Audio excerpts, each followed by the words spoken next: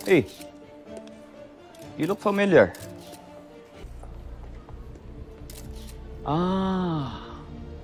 Ikaw yung ampon ng mga Banson. The former first family of Tumahan. Tama ba ako?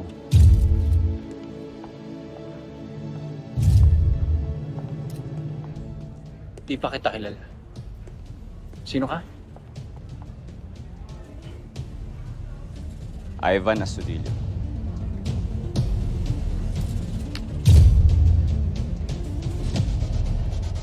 Strong grip. Your father taught you well, ah? Hindi nakapabanggit ng banggit sa mga nagpalaki sa akin, ha? Reporter ka ba?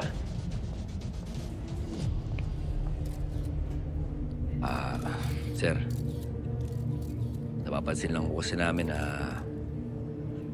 kahit saan na lang ko kami tumingin,